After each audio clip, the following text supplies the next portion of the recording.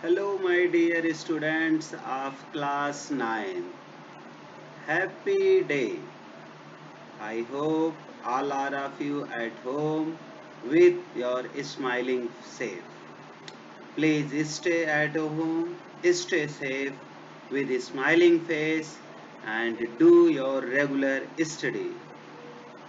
After elaborating the syllabus of class 9, today we will study the first chapter, language, the language of chemistry.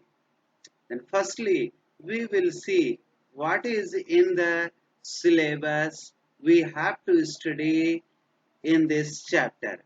First thing is the symbol, symbolic representation we will study, and in this also we will study valency of elements. After it we will study formulae of radicals as well as we will study compounds.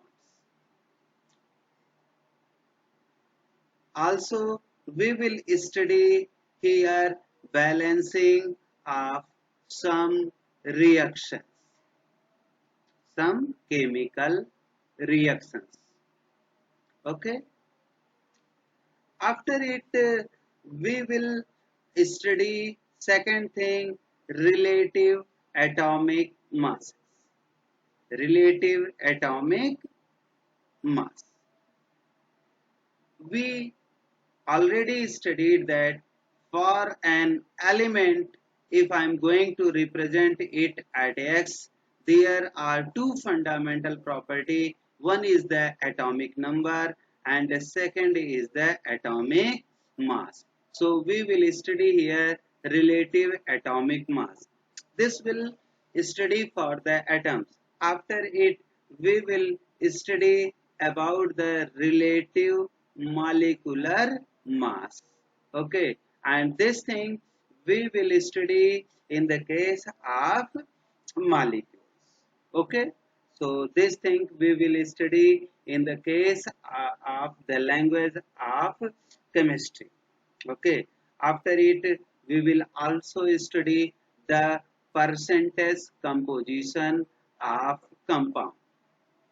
Percentage composition of compound.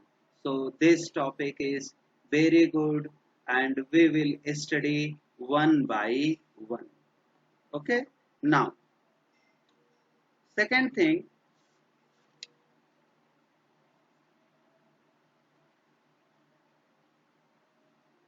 introduction. What is chemistry? We will study here firstly. Then chemistry is what? Chemistry is a branch of science, is a branch of science in which we study about we study about matter. That is, what is matter made up of and what its nature made up of structure and changes.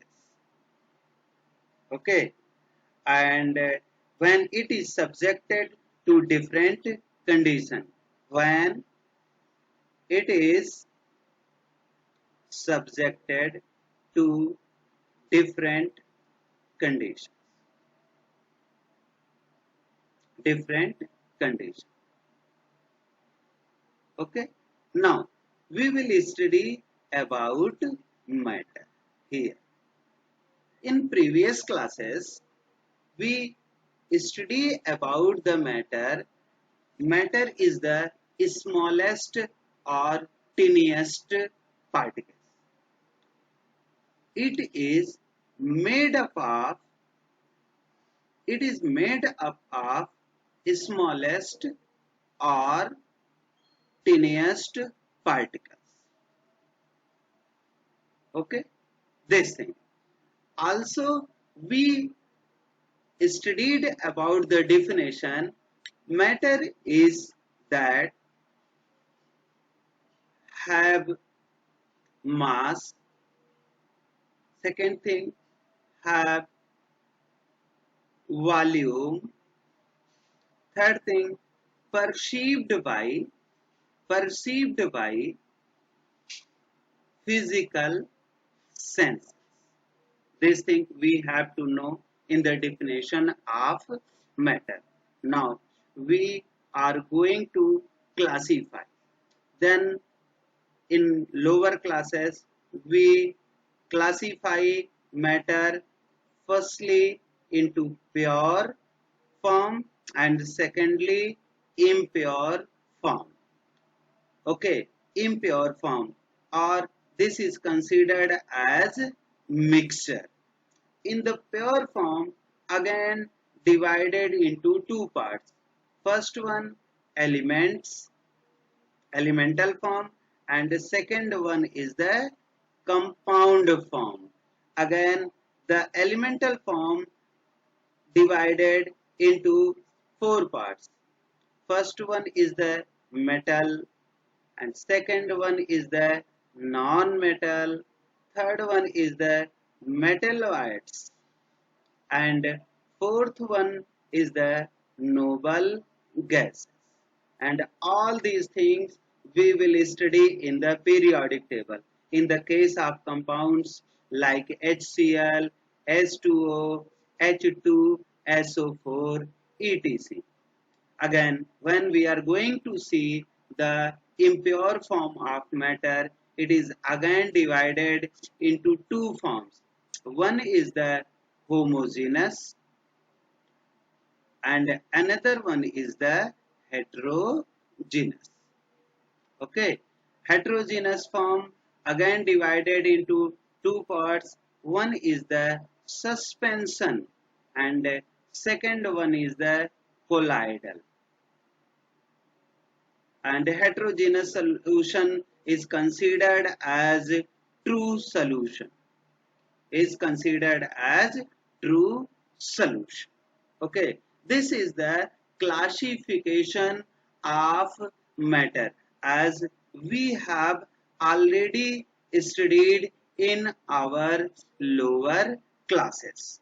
Okay, so this is the classification of matter on the basis of, this is classification of matter on the basis of composition, on the basis of composition. Okay, secondly we have already discussed that matter is divided into five parts. Okay, matter is divided into five parts. And what is the classification basis? Basis on the basis of state of matter. On the basis of state of matter. First one you already know, solid. Second one you know, liquid. Third one, gas. Fourth one, plasma. And fifth one, Bose-Einstein condensate. Okay, so in this way we studied already about the matter. In this chapter we will go for more of the thing. Okay, right now we have to study what is the pure substances and impure substances. Pure substances, it means to say that they have uniform composition. Uniform composition, it means to say that, example, if there is a HCl solution, then only and only HCl molecules will be present. If I'm going to see a iron rod, so in the iron rod only iron atoms will be present. This is the pure form of matter. In the case of impure form of matter, in this non-uniform composition will be present. Non-uniform composition will be present. Likewise, if there is HCl, then there may be H2O molecules or other molecules. You may see the steel. It is an alloy. It is an alloy. In this, different types of metals are present. So you have to make it in your mind, a pure substance is one which is made up of molecules containing same kinds of atom. Okay, this thing. Now we will study for other thing. We will now go for understanding the definition of element. What is element? Element, it is simple and pure form of matter. Is simple and pure form of matter.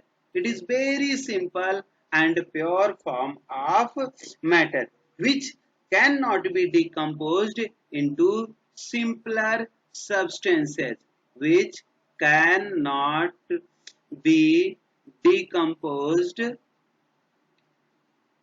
into simpler substances,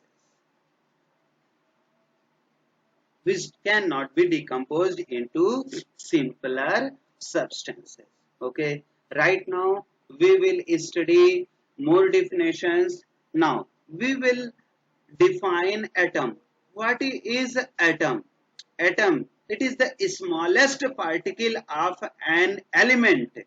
It is smallest particle of an element which may or may not exist independently. Okay, but can take part in a chemical reaction. Okay, then now the question is how we will understand that the atom is going to take part in a chemical reaction or not going to take part in a chemical reaction. Then when we will study in the periodic table, then we will understood very easily inert gases. Inert gases like helium, neon, argon, krypton, xenon. These are the inert gases. They will not take part in a chemical reaction. Not take part in a chemical reaction. अब हमको ये बात समझ में आना चाहिए कि भाई ये ऐसा क्यों ऐसा करते हैं. उसके पीछे का रीजन है because of they have complete octet and duplet in electronic configuration. अब आपके बात दिमाग में ये बात आनी चाहिए कि भाई ये इलेक्ट्रॉनिक कॉन्फ़िगरेशन क्या होता है. तो कोई बात नहीं बच्चों, अभी आपके लिए बस इतना समझना है कि ऐसे इनर्ट गैसेस जो हीलियम, नियॉन, आर्गन, क्रिप्टॉन और जेनॉन और रेडान हैं, they will not take part in a chemical reaction because of the reason they have complete octet as well as duplet. Except these gases, all elements present in the periodic table, they will take part in the chemical reaction. Okay, now we will study about some more thing. Now we are going to study about the molecule. What is molecules? Molecules, when the when atoms will combine, आपसे बता ही दिया पहले ही, inert gases के अलावा जितने भी atoms है they are reactive in nature and they will chemically combine to each other. तो जब एटम्स कंबाइन करते हैं, when atoms chemically combine to each other by transference of electrons, by transference of electrons. Okay, this transference of electrons may be complete, may be incomplete, or by sharing of electrons, or by sharing of electrons there will be formation of what? There will be formation of molecule. Okay, this thing we have to make in mind. This molecule may be monoatomic,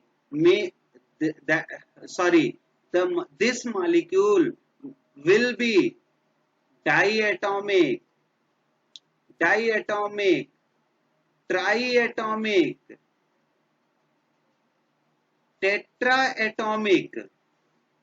tetraatomic, or polyatomic. Okay, this thing we have to keep in mind. Molecule may be diatomic, triatomic, tetraatomic and polyatomic. If I am going to write the examples for this one, for the diatomic H2, Cl2, this thing, triatomic H2O, you know, for hydrogen 2 atom, for oxygen 1 atom, there are 3 atoms, so triatomic. SO2, here is also triatomic. Tetraatomic SO3, there are for oxygen 3 atoms, for sulfur 1 atom, so overall 4 atoms. So this is tetraatomic molecule. Polyatomic molecules like H2SO4, K2SO4 and so many Al2SO4 का whole thrice. So this is about the molecule and you have to keep in your mind. Now we are going to study some common thing. Okay, when there was a beginning and there was going to study about the periodic table or for the atoms, then there were the scientists. First scientist was Dalton, who symbolized the elements, and he want to understand the chemical reaction. So firstly he symbolized the elements. So how he symbolized? For hydrogen he write in this way. For hydrogen he symbolized the hydrogen. For carbon in this way he symbolized a carbon, total black, spherical total black. For oxygen this way, and for phosphorus he made in this way, phosphorus.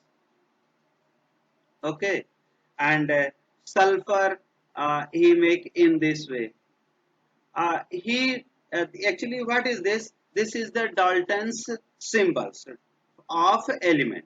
Okay, this is the Dalton symbols of element. लेकिन बेटा जब chemical reaction की बात आई, जब molecule की बात आई, तो इनको इस तरीके से शो करना बहुत ही समस्या वाली बात रही. बहुत ही दिक्कत वाली बात रही, इसलिए इनकी थियरी को रिजेक्ट कर दिया गया।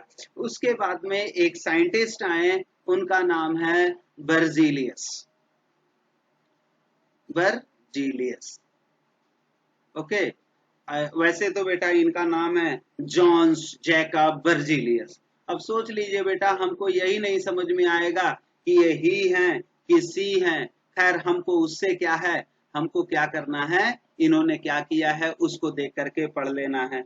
तो बर्जीलियस ने क्या किया बेटा, इन्होंने क्या किया, जो भी एटम था उसका फर्स्ट लेटर इन्होंने लेना शुरू किया। जैसे हाइड्रोजन की बात आ गई, तो इन्होंने हाइड्रोजन में से फर्स्ट लेटर H से रिप्रेजेंट करना शुरू किया। ऑक्सीजन की बात आ गई, तो इन्होंने फर्स्ट लेटर ऑक्सीजन को लेना शुरू कर दिया। इस तरीके से अब जैसे सल्फर की बात आ गई, तो इन्होंने फर्स्ट लेटर S लेना शुरू कर दिया। इसी तरीके से बहुत सारे इन्होंने सभी को एलिमेंट के सिंबॉलिक फॉर्म में अपने तरीके से रिप्रेजेंट करना शुरू किया। और ये बहुत ही अच्छा तरीका रहा किसी भी एलिमेंट को समझने के लिए। और आज की डेट में आप लोग बहुत अच्छे से देख रहे होंगे कि बड़े इजीली से अगर जो कहीं पर हाइड्रोजन लिखा, H लिखा रहता तो आप समझ जाते हैं हाइड्रोजन है, O लिखा रहता तो आप समझ जाते हैं ऑक्सीजन है, S लिखा रहता है तो आप समझ जाते हैं कि ऑक्सीजन है, S लिखा रहता है तो सल्फर है, O लिखा रहता है तो ऑक्सीजन है। लेकिन बेटा अभी भी कुछ एलिमेंट्स के लिए थोड़ी समस्याएं रहती हैं, तो उन एलिमेंट्स के लिए कुछ अलग ही तरीके से लिख दिया गया है। उनका बेटा क्या किया गया है, लैटिन नेम से ले लिया गया। जैसे अभी आपको बताया जाएगा गोल्ड, अब गोल्ड को बेटा AU से लिया जाता है। इसका जो लैटिन नेम है, लैटिन नेम हमको पता नहीं होता लेकिन पता होना चाहिए, वो क्या है, ऑरम। ठीक है, गोल्ड। आपका सिल्वर है, सिल्वर हम सब लोग जानते हैं AG, लेकिन इसका जो लैटिन नेम क्या है, वो है हमारा अर्जेंटेनम। ठीक है, तो अर्जेंटम है, इसको हमको समझ में आना चाहिए। अब मरकरी है, हाइड्रेर्जियम है। कॉपर है, क्यूप्रम Cu। लेड है, Pb प्लम्बम। आयरन है, Fe ferrum. Sodium Na natrium. Potassium K kalium. Tin Sn stannum. Antimony Sb stibium. Tungsten W wolfram. ये चीज हमको समझ में आनी चाहिए। और वैसे भी बेटा मैं आपसे बता दूं, आप लोग बहुत अच्छे हैं, आप एक बार पीरियोडिक टेबल देख लेंगे, आपको सारे के सारे एलिमेंट्स के जो सिंबल्स होते हैं वो आपको पता हो जाएंगे कि क्या होता है। ठीक, अब सबसे पहली बात आती है, what is the definition of symbol. So please write in your copy. What is the definition of symbol? A symbol is the short form. देख लो सबसे पहले, is the short form, is the short form that stands for the atom, that stands for the atom, okay, of a specific element, of a specific element। ये बात आपको पता होना चाहिए। अगर हाइड्रोजन के केस में लिखा जा रहा है तो H ही होगा उसका सिंबल, साफ सीधी बात। ये चीज हमको बिल्कुल भी दिमाग में रखना चाहिए। जैसे कार्बन के लिए C, हाइड्रोजन के लिए H, कॉपर के लिए Cu, क्लोरीन के लिए Cl, ये सब चीजें हमको पता होना चाहिए। अब देखिए इसका सिग्निफिकेंस क्या है। अब जैसे सिंबल हमने लोग लिख दिया, अच्छा भैया तो सिंबल का सिग्निफिकेंस क्या होगा। तो सिंबल का जो सिग्निफिकेंस है, सबसे पहली बात है हमको उससे ये पता चल जाएगा what is the name of element. Second significance क्या है, ये आपको यही बताएगा ये जो सिंबल है ये सिर्फ और सिर्फ एक ही एटम का है, दूसरे एटम का नहीं हो सकता है। और तीसरी बात ये बता देगा कि अ definite mass of element, a definite mass of element. ये बात हमको बहुत अच्छे से अपने दिमाग में रखनी चाहिए। ओके, तो हम इतनी बातों को समझते हैं और फिर धीरे धीरे हम लोग और चीजों पे आगे हम लोग बढ़ते हैं। Now we are going to study about the valency. Valency बहुत अच्छा कॉन्सेप्ट है बेटा, इतना अच्छा कॉन्सेप्ट है कि ये आपके भविष्य में भी बहुत यूजफुल रहेगा, इसलिए वैलेंसी को हमको बहुत अच्छे से पता होना चाहिए। अब मैं छोटी सी चीज बता रहा हूं, जैसे देखिए बेटा, यहाँ पे पीरियोडिक टेबल देखेंगे तो हाइड्रोजन है, उसके नीचे लिथियम है, फिर यहाँ पे बेरिलियम, फिर boron, carbon, nitrogen, oxygen, fluorine, और फिर उसके बाद में यहाँ पे नियॉन है, ठीक है, और यहाँ पे आपका हीलियम, ठीक है। जब हम इसके बारे में अच्छे से जानकारी रखेंगे तो हमको ये पता चलेगा हाइड्रोजन का एटॉमिक नंबर 1 है, लिथियम का 3 है, हीलियम का 2 है, इस 4, 5, 6, 7, 8, 9 और 10।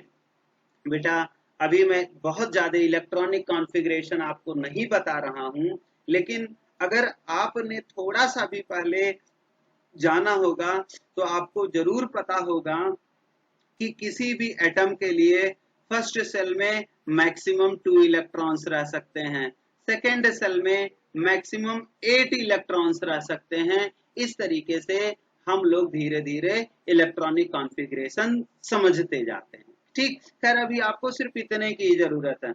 अब जैसे लिथियम का अगर जो इलेक्ट्रॉनिक कॉन्फ़िगरेशन लिखेंगे तो क्या होगा, 2 1, बेरिलियम का लिखेंगे 2 2, बोरान का लिखेंगे 2 3, कार्बन का लिखेंगे 2 4, नाइट्रोजन का लिखेंगे 2 5, ऑक्सीजन का 2 6, फ्लोरीन का 2 7 और नियॉन का 2 8। अब यहाँ पे ध्यान देने वाली बात है, मैंने आपसे क्या बताया है कि वही एटम स्टेबलाइज होगा जिसका ऑक्टेट या डुप्लेट कंप्लीट रहेगा, अदरवाइज वो बहुत ही ज्यादा रिएक्टिव होगा। वो क्या करेगा, किसी तरीके से उसका ऑक्टेट कंप्लीट हो जाए अपने आउटर मोस्ट सेल में। अब देख लीजिए बेटा, इसके केस में 7 इलेक्ट्रॉन्स या तो इसको दे दीजिए या तो -1 इलेक्ट्रॉन्स निकाल दीजिए। अब आपको बहुत अच्छे से ऑटोमेटिक समझ में आ जाएगा 7 इलेक्ट्रॉन बहुत कठिन है लेना, लेकिन 1 इलेक्ट्रॉन देना आसान है। उसी तरीके से इसमें से भी, उसी तरीके से इसमें भी, फिर इसमें देखेंगे 4 इलेक्ट्रॉन, इसमें देखेंगे 3 इलेक्ट्रॉन, इसमें देखेंगे 2 इलेक्ट्रॉन और इसमें देखेंगे 1 इलेक्ट्रॉन, और इसमें आपको सीधे सीधे पता चल रहा है 0। तो बेटा ऑक्टेट या डुप्लेट कंप्लीट करने के लिए जितने भी इलेक्ट्रॉन की आवश्यकता पड़ती है, आइदर ट्रांसफरेंस आइदर शेयरिंग, वही उसकी क्या होती है, वैलेंसी होती है। और आपको एक बात ये बड़े अच्छे से पता होगा कि ये आपका फर्स्ट ग्रुप है, ये आपका सेकंड ग्रुप है, ये आपका थर्ड ग्रुप है, ये फोर्थ, ये फिफ्थ, ये सिक्स, ये सेवेंथ और ये आपका एट्थ ग्रुप है, या इसी को हम लोग क्या कह सकते हैं, 0 ग्रुप है। तो इस तरीके से हमको ये समझ में आएगा जिस ग्रुप में जो भी एलिमेंट प्रेजेंट होगा वही उसकी वैलेंसी होगी।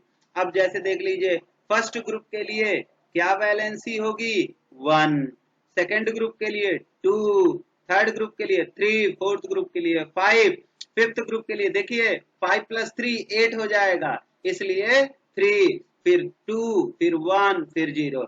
इसका मतलब जब हम पीरियोडिक टेबल में लेफ्ट से राइट जाते हैं तो पहले वैलेंसी 1 to 4 बढ़ती है, फिर 4 to 1 डिक्रीज होती है। अब बेटा डिफिनेशन हम क्या लिखेंगे, तो please write the definition of valency. Then the number of electrons for valency, the number of electrons that an atom can lose or gain और share during a chemical reaction. ये बात हमको अच्छे से दिमाग में याद रखना पड़ेगा। Is it's valency. जैसे बेटा एक बार मैं फिर से आपको यहाँ पे रिमाइंड करा दूं, आपसे क्या बताया हूं कि यहाँ पे 7 इलेक्ट्रॉन्स का लेना कठिन है, 1 इलेक्ट्रॉन्स का देना आसान है। उसी तरीके से यहाँ पे 6 इलेक्ट्रॉन का लेना कठिन है, 2 इलेक्ट्रॉन्स का देना आसान है। उसी तरीके से यहाँ पे 5 इलेक्ट्रॉन्स का लेना कठिन है, 3 इलेक्ट्रॉन्स का देना आसान है। उसी तरीके से यहाँ पे बेटा 4 इलेक्ट्रॉन है तो यहाँ पे शेयरिंग करना पड़ेगा, और यहाँ पे 3 इलेक्ट्रॉन हम ले सकते हैं, यहाँ 2 इलेक्ट्रॉन ले सकते हैं, यहाँ पे 1 इलेक्ट्रॉन हम ले सकते हैं। इस तरीके से हमारे दिमाग में बात को समझ में आ जाना चाहिए कि वैलेंसी क्या होती है। मेरे कहने का मतलब क्या भैया, देख लो, आपको ग्रुप पता चल जाए, ग्रुप के एलिमेंट पता चल जाए, सीधे पूछा जाए नाइट्रोजन की वैलेंसी क्या 3, कार्बन की वैलेंसी क्या 4, फास्फोरस की वैलेंसी क्या 3, सल्फर की वैलेंसी क्या 2, कैसे हमको पता चल जाएगा? अगर जो हमको याद हो कि हमारा जो एलिमेंट है किस ग्रुप में प्रेजेंट है। तो इस चीज को हम लोगों को बहुत अच्छे से अपने दिमाग में याद रखना है, भूलना नहीं है। अगर भूल गए तो भैया काहे की केमिस्ट्री। और वैसे भी हम लोग पढ़ते हैं, क्या पढ़ते हैं? केमिस्ट्री है बेवफा, रात भर पढ़ो सुबह सफा। लेकिन ऐसा हमको अपने दिमाग में नहीं रखना है, ये बात हमको याद रख लीजिए। अब सेकंड पॉइंट हम लोग पढ़ेंगे रेडिकल के बारे में। रेडिकल जो होता है वो बेटा 2 तरीके से होता है। एक हमारा पॉजिटिव रेडिकल होता है, और दूसरा हमारा जो है वो क्या है, वो निगेटिव रेडिकल होता है। ये बात हमको याद रखना। इसी पॉजिटिव रेडिकल को हम लोग कैटायन कहते हैं, इसी निगेटिव रेडिकल को हम लोग एनायन कहते हैं, इसी कैटायन पार्ट को हम लोग बेसिक रेडिकल भी कहते हैं। लेकिन एक बात बता दें, अगर जो आप सोचेंगे सर H प्लस क्या है, तो अभी उसके बारे में बात नहीं की जा सकती है। और एनायन को हम लोग एसिडिक रेडिकल कह देते हैं। तो इस चीज पे हमको थोड़ा सा वर्क करना पड़ेगा, हमको समझ में आना पड़ेगा।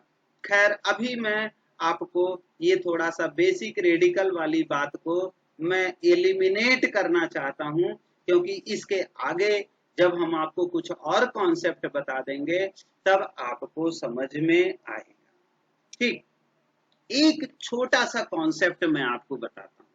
ये बेटा कोई एक एटम है X, ठीक, आपको पता है कि इसमें A इलेक्ट्रॉन्स प्रेजेंट है, तो A प्रोटॉन भी प्रेजेंट होगा, और मान लो B इसके पास में न्यूट्रॉन प्रेजेंट है। तो इसका जो एटॉमिक नंबर होगा वो क्या होगा? एटॉमिक नंबर आपको पता है, it is equal to number of electrons या it is equal to number of proton. तो सीधी सी बात है, इसका एटॉमिक नंबर क्या होगा? A। अब एटॉमिक मास की बात आती है, ये क्या होता है? आपको बहुत अच्छे से पता है, atomic mass equal to number of neutrons plus electrons, या यही होता है number of neutrons plus proton. एक तरीके से अगर इसके हिसाब से हमको समझ में आएगा तो इसका एटॉमिक मास क्या होगा? A plus B. ठीक, ये बेटा कॉन्सेप्ट वाली बात है, मैंने आपको बता दिया है, अपने दिमाग में अच्छे से रखिएगा। अब मैं क्या कर रहा हूं, इसी में से एक इलेक्ट्रॉन को रिमूव कर दे रहा हूं। तो अब जो एटम बनेगा उसमें A-1 इलेक्ट्रॉन रहेगा, लेकिन A प्रोटॉन रहेगा और B न्यूट्रॉन रहेगा। लेकिन बेटा अब आप देखेंगे कि इसमें, इस केस में number of proton will be more than number of electrons. अब बेटा जब तक नंबर ऑफ इलेक्ट्रॉन और प्रोटॉन्स रहते हैं बराबर, तब तक एलिमेंट जो होता है न्यूट्रल कंडीशन में होता है।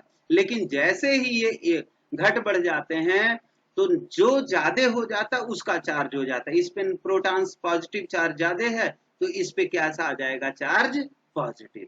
इसका मतलब जब हम लूज करते हैं इलेक्ट्रॉन्स का तो उस एटम पे कैसा चार्ज आ जाता है, पॉजिटिव। और इसी को ही हम लोग क्या कह देते हैं बेटा, कैटायन कह देते हैं। ठीक, पहली बात। ये बात उम्मीद करता हूं आपको समझ में आ गई होगी। दूसरी बात यहाँ पे देखते हैं, अगर मान लेते हैं कोई दूसरा एटम है Y, इसके पास में A इलेक्ट्रॉन है, A प्रोटॉन है और B न्यूट्रॉन है, वही पुरानी थियरी। इसने क्या किया, एक इलेक्ट्रॉन का एक्सेप्टेंस कर लिया। अब देख लीजिए क्या होगा, इसके पास A+1 इलेक्ट्रॉन हो जाएंगे, इसके पास A प्रोटॉन ही रहेंगे, इसके पास B न्यूट्रॉन ही रहेंगे। अब जब हम लोग देखते हैं इस केस में तो हमको ये पता चलता है number of electrons is greater than number of proton. तो अब इस पे कैसा चार्ज आ जाएगा, निगेटिव चार्ज। और मेरे बच्चों इसी को ही हम लोग क्या कह देंगे, एनायन कह देंगे। इसका मतलब हमको सीधे सीधे समझ में आ जाना चाहिए, क्या आ जाना चाहिए कि ड्यूरिंग लूज ऑफ इलेक्ट्रॉन, जब भी लूज ऑफ इलेक्ट्रॉन होगा कैटायन का फॉर्मेशन होगा, और जब भी गेन ऑफ इलेक्ट्रॉन होगा तब क्या बनेगा बेटा, आपका एनायन बनेगा। ये चीज हमको याद रखना चाहिए, ठीक है।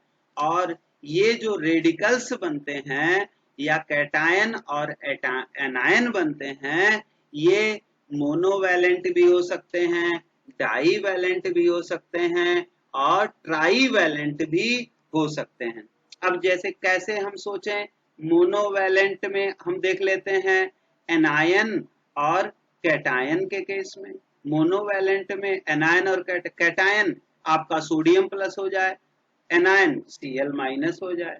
डाईवैलेंट के केस में हम कैसे देख सकते हैं, S2- हो जाए और आपका Mg2+ हो जाए।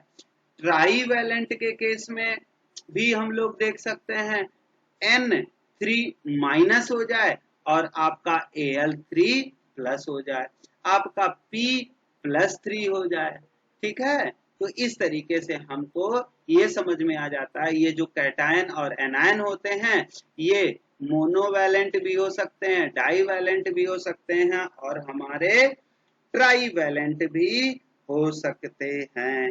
ये बात हमको अच्छे से समझ में आनी चाहिए, इसमें किसी भी प्रकार की कोई दिक्कत नहीं होनी चाहिए, ठीक है।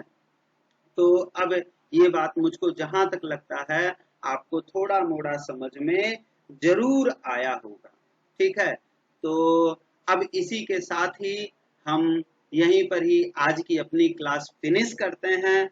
I hope so all of you feel okay and all of you will study this class, and after making notes you can take help from your book। और उसके बाद बेटा हम लोग क्या करेंगे, नेक्स्ट क्लास हम लोग पढ़ेंगे। Okay, thank you for this class.